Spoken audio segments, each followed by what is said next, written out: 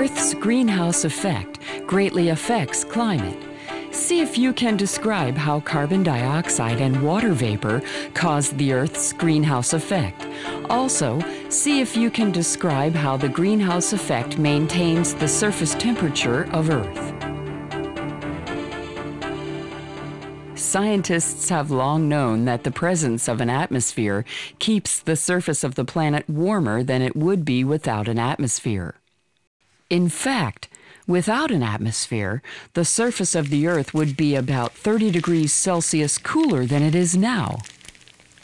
In order to understand why, we need to consider the surface of the Earth and its atmosphere separately. Because there is a radiative equilibrium, we know that the planet emits enough long-wave radiation into space to equal the solar radiation absorbed by it. However, most of the long-wave radiation that is emitted by the planet into space is emitted by the atmosphere rather than the surface of the Earth beneath it. Although the surface of the Earth does emit long-wave radiation, only about 10% of this radiation passes through the atmosphere and escapes into space. The rest is absorbed by clouds and by greenhouse gases in the atmosphere. There are many greenhouse gases, but the most abundant greenhouse gases are water vapor and carbon dioxide.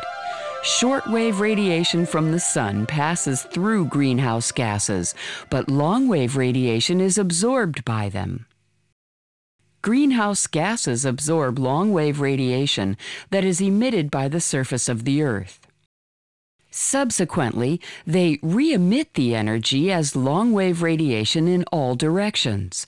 About half of the re-emitted long-wave radiation does escape into space and contributes to the planet's radiative equilibrium.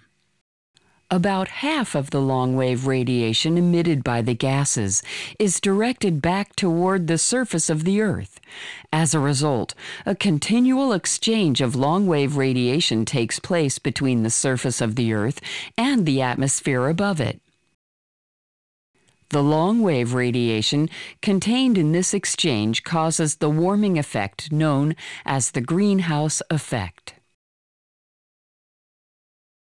This phenomena is known as the greenhouse effect because, like the glass in a greenhouse, the atmosphere traps some of the energy beneath it. The greenhouse effect produces a warmer climate on Earth than would be possible without an atmosphere.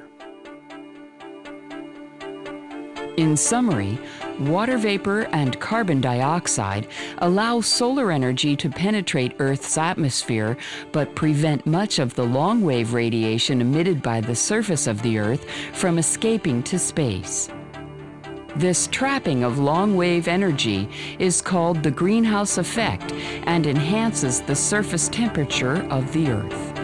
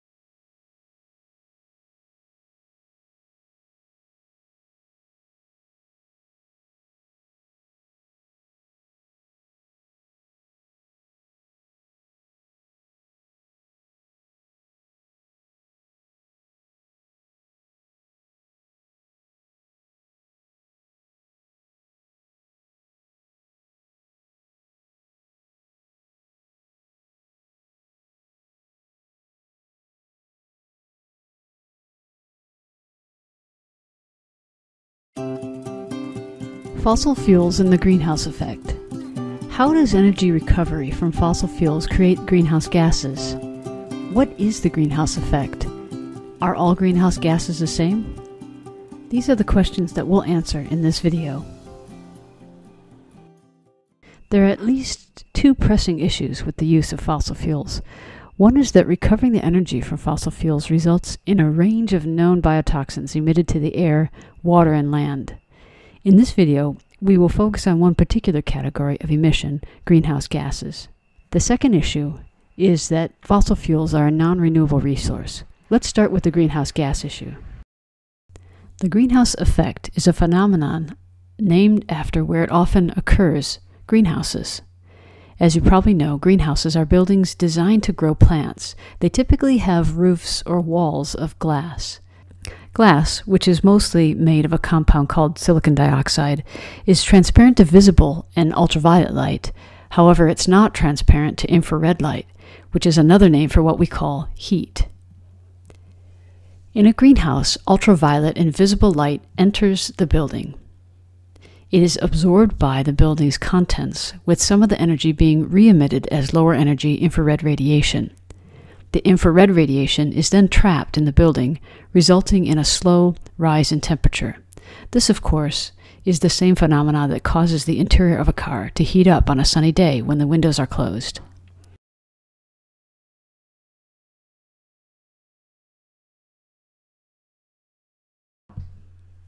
This same phenomenon is happening at a global scale. We replace the greenhouse with the Earth and its atmosphere, with the atmosphere playing the role of the greenhouse glass. How effective is the atmosphere at trapping the infrared radiation? That depends on the gases in the atmosphere. The main contributors to trapping of greenhouse gases are water vapor, carbon dioxide, methane, and nitrous oxide. Their contribution to global warming depends on 1, how effective the molecule is at absorbing infrared radiation, 2, the residence time that the gas naturally has in the atmosphere, and 3, the total concentration of the gas in the atmosphere. This image shows the electromagnetic absorption spectra for these 4 primary greenhouse gases. At the top, you see the electromagnetic radiation transmitted by the atmosphere. This red region represents the incoming solar radiation, whereas the blue represents the outgoing thermal radiation. The x-axis is the wavelength of the radiation. As you can see here in the total absorption and scattering graph, water vapor and carbon dioxide contribute the most to the total absorption and scattering in the atmosphere. Methane and nitrous oxide, molecule for molecule, are 70 times more absorbent than a carbon dioxide molecule, but they're less abundant in the atmosphere than CO2. You can see in this graph that the global greenhouse gas emissions continue to rise, with energy being the largest proportion. Again, this trend is directly related to the fact that 65% of the global energy resource is fossil fuels. Recovering energy from fossil fuels results in the emission of a range of toxins to air, water, and soil, including the emission of greenhouse gases. The greenhouse gases absorb the infrared radiation re-emitted from the Earth, effectively trapping heat within the Earth's atmosphere. The primary contributors to global warming are water, carbon dioxide, methane, and nitrous oxide. Carbon dioxide is of the greatest present concern because it's a direct result of our global use of fossil fuels as an energy resource. In the next video, we'll talk about renewable versus non-renewable energy resources.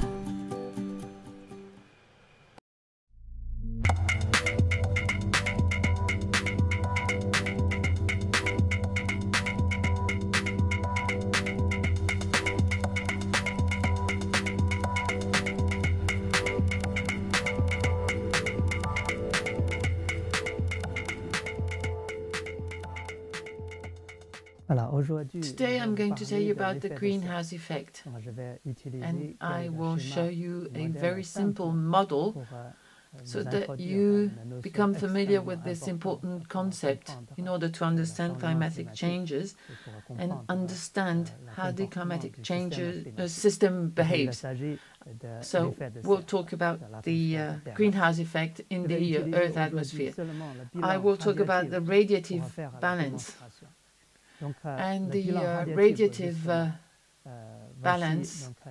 This is a demonstration of the Earth in space. Geothermal energy on Earth is negligible. The only source of energy on Earth comes from the sun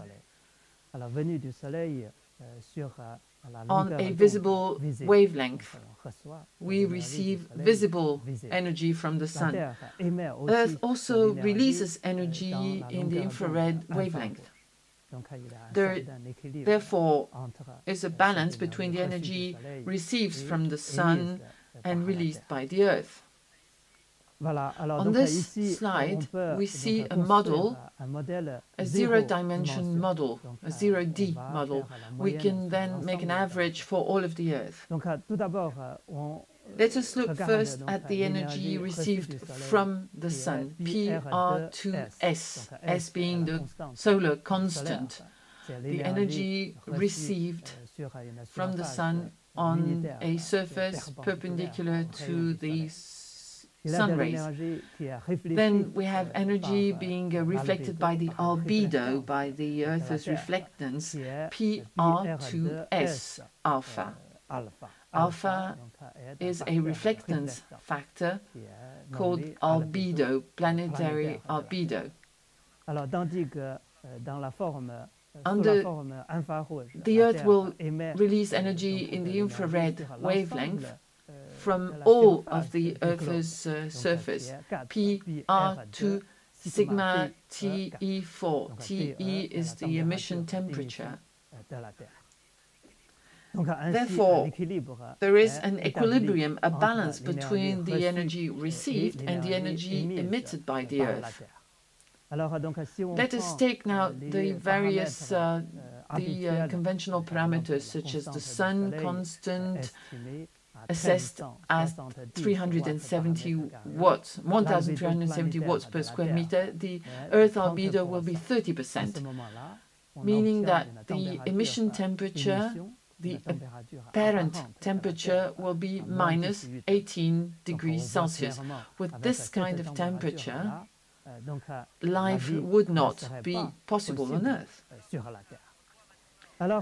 Which means that we must introduce the layer, the atmosphere layer, shown here by the top left-hand side graph. Energy will be received from the sun, A.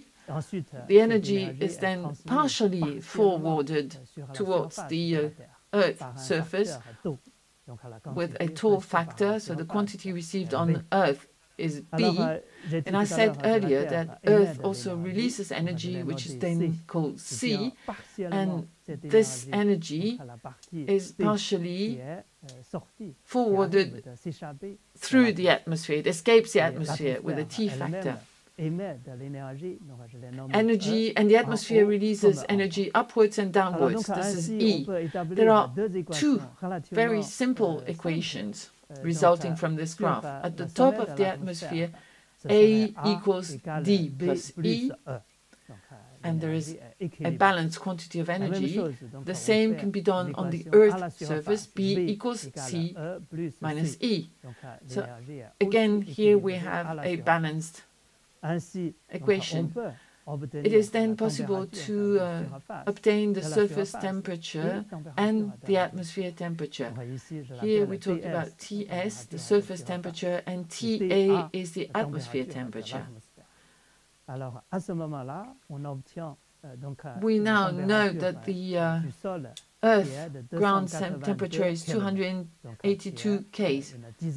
K is tenths of Celsius degrees, more or less the temperature observed over the planet. This is due to the contribution of the greenhouse effect. The greenhouse effect has increased the temperature. I suggest now we have a look at this graph, which traces two different temperatures. The black curve is the atmosphere temperature, whereas the red curve is the surface temperature.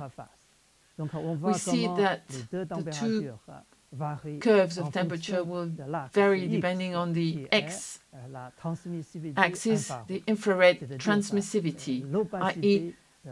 the atmosphere's opacity to infrared rays. Interestingly, the Z point is where the two curves cross.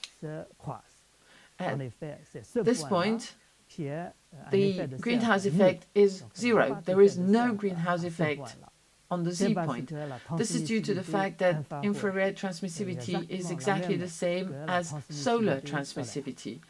Therefore, at this particular point, there is no greenhouse effect. Let us look now at the right-hand side of the graph, right of the Z point.